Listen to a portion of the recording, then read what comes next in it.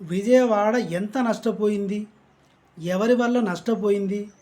విజయవాడ ప్రజలు ఎంత డబ్బు నష్టపోయారు? దీనంతటికీ కారణం ఎవరు? చంద్రబాబు నాయుడా? జగన్మోహన్ రెడ్డినా? దాని గురించి ఈ వీడియో చివరిదాకా చూడండి. ఓకే. విజయవాడలో వరదలు వచ్చాయి. ఖమ్మంలో కూడా వరదలు వచ్చాయి.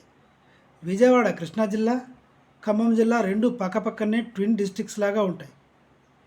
విజయవాడలో వరదలు వచ్చినప్పుడు ముఖ్యమంత్రి రేవంత్ రెడ్డి, ఉప ముఖ్యమంత్రి, ఇతర రాజకీయ నాయకులు అందరూ వెళ్ళారు, పరామర్శించారు, చేయగలిగింది చేశారు.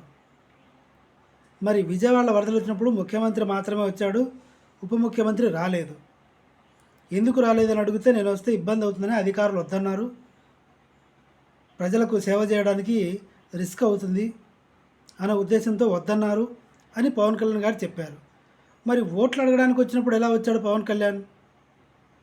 ప్రచారం తిరగడానికి వచ్చినప్పుడు వాళ్ళ అన్న, వాళ్ళ బిడ్డ అందరూ వచ్చారు కదా, అప్పుడు ఎలా వచ్చారు? అప్పుడు పబ్లిక్ ఇబ్బంది కాలేదా? ఫార్చునర్ కారులో విండ్షీల్డ్కి వెనక ఇట్లా ఆనుకొని ఒక కాలు చాపి ఒక కాలు మడిచి బానెట్ మీద కూర్చొని హైవే రోడ్డు మీద అంతా ఊరేగాడు. అప్పుడు ట్రాఫిక్ ఇబ్బంది కలగలేదా? 5 కోట్లు ముష్టి పడేశాడు. సరే, 5 కోట్లు మంచి ఉద్దేశంతోనే ఇచ్చాడు అనుకుందాం. ఖుషి సినిమా రిలీజ్ అయినప్పుడు ప్రీ రిలీజ్ అయిన తర్వాత వచ్చిన డబ్బులు అవి. మరి ఏం చేస్తావు? ఇలాగే అనుకోవాల్సి వస్తుంది. మంచి పనులు చేసినా కూడా ఇలాగే అనుకోవాల్సి వస్తుంది. ఒకవేళ పవన్ కళ్యాణ్ వచ్చినా కూడా ప్రజలు పిల్లలకి పాలు తినడానికి తినలేక అల్లాడిపోతుంటే ప్రజలందరూ కలిసి పవన్ కళ్యాణ్ వచ్చి కౌగిలించుకోరు. మా పవన్ కళ్యాణ్, మా పవన్ కళ్యాణ్ అని. తిండికి లేక చూస్తుంటే పవన్ కళ్యాణ్ చుట్టుముడతారు ఆడ గుడి చుట్టూ. ఇలా ఏం జరగదు. పొరపాటు జరిగింది. పవన్ కళ్యాణ్ చాలా పెద్ద పొరపాటు చేశాడు.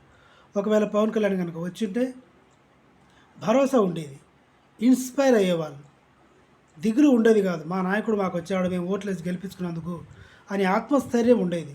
అది పోయేలాగా చేశాడు పవన్ కళ్యాణ్. చంద్రబాబు నాయుడు గారు విజయవాడ మునిగిపోవడానికి కారణమయ్యాడు. తన ఇల్లు మునిగిపోతుందేమనే ఉద్దేశంతో బుడమేర దగ్గర గేట్లు ఎత్తేసాడు. దీని కారణంగా ప్రజలు వరదల ముప్పుకి గురయ్యారు. ప్రజలకు జరిగిన నష్టం ఏంటి? ఆస్తి నష్టం భారీగా వచ్చింది.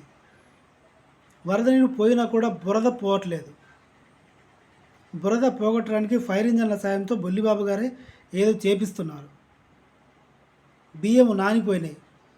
సిలిండర్లతో సహా ఇల్లు సామాన్లన్నీ కొట్టుకుపోయినాయి. సిలిండర్లు కూడా కొట్టుకుపోయాయి. గ్యాస్ సిలిండర్లు కొట్టుకుపోయాయి. ఎలక్ట్రిసిటీ అంతా పోయింది. ఫ్రిడ్జ్లు పాడైపోయినాయి. వాషింగ్ మిషన్లు పాడైపోయినాయి. ఏసీలు కొట్టుకుపోయాయి. అవుట్ కిట్లు, ఇండోర్ కిట్లు మొత్తం కొట్టుకుపోయాయి. కాబట్టి విజయవాడ ప్రజలు మొదటి నుంచి మళ్ళీ జీవితం ప్రారంభించాల్సింది. ఇందాక నేను చెప్పిందంతా ఆస్తి నష్టంలో భాగంగా. ఇప్పుడు డబ్బు పరంగా ఎంత నష్టపోయారు అంటే, చిన్నపిల్లలకి స్కూల్ లేదు, కాలేజీలు పోయాయి, విద్యుత్ సరఫరా చాలా చోట్ల ఆగిపోయింది. ఒకవేళ టెంపరీగా వచ్చినా కూడా ఇంకో చోట ఎక్కడన్నా ప్రాబ్లం వచ్చినప్పుడు ఇక్కడ మళ్ళీ సప్లై తీసేయాల్సిన పరిస్థితి వస్తుంది. ఇలా భారీగా నష్టపోవడానికి కారణం టీడీపీ గవర్నమెంట్ మాత్రమే, ప్రకృతి కాదు.